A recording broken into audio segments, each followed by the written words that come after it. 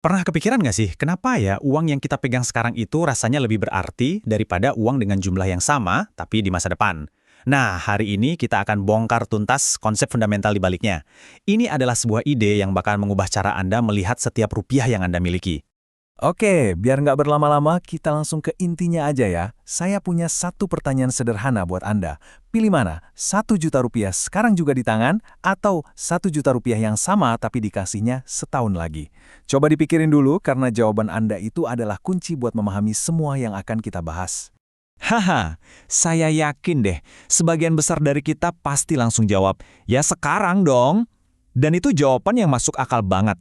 Tapi pertanyaannya bukan soal apa pilihan Anda, tapi kenapa pilihan itu terasa begitu benar dan otomatis. Nah, mari kita bedah alasannya bareng-bareng. Dan ini dia nama resminya, Time Value of Money, atau kita singkat aja TVM. Gampangnya, ini adalah sebuah prinsip kalau nilai uang itu nggak pernah diam. Dia selalu berubah seiring waktu. 1 juta rupiah yang ada di genggaman Anda sekarang punya kekuatan yang jauh lebih besar daripada 1 juta rupiah yang baru dijanjikan di masa depan.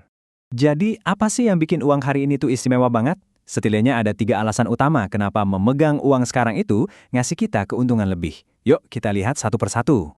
Pertama, soal investasi. Uang yang ada di tangan itu bisa langsung kerja buat kita. Bisa diinvestasiin biar beranak pinak. Kedua, belanja. Kita punya daya beli sekarang sebelum harga-harga naik karena inflasi. Dan yang ketiga, produktif. Uang itu bisa langsung dipakai buat modal usaha, ikut kursus, atau hal lain yang bisa meningkatkan nilai diri kita. 3 hal ini cuma bisa dilakukan dengan uang yang ada di tangan sekarang. Jadi, coba dibayangkan seperti ini.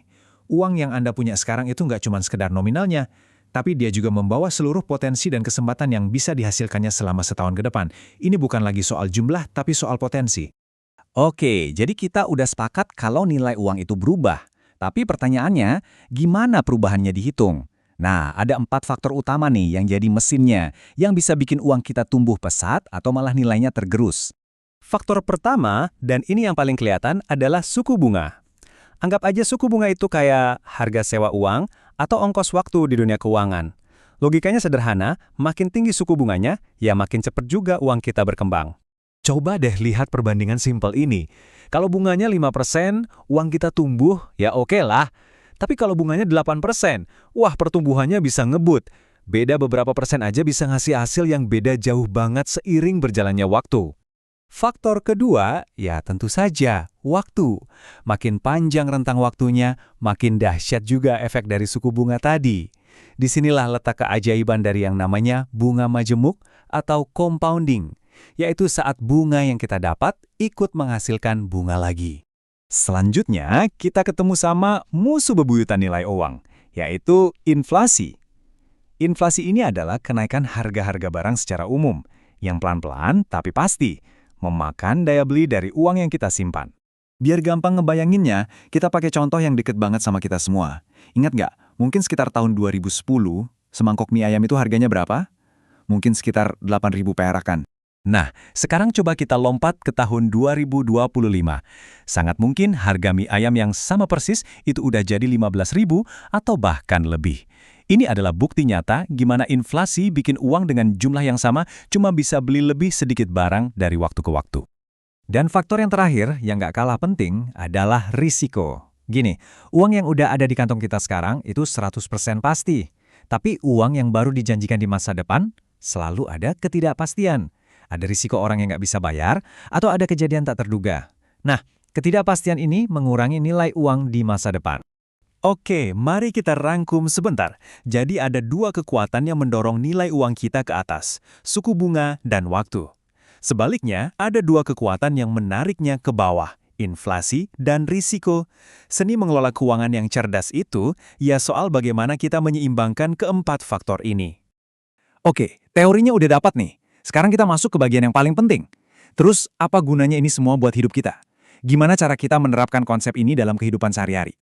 Sadar atau nggak sadar, konsep ini ada di mana-mana loh. Mulai dari cara kita ngitung cicilan KPR, merencanakan dana pensiun, sampai cara bank menentukan bunga pinjaman.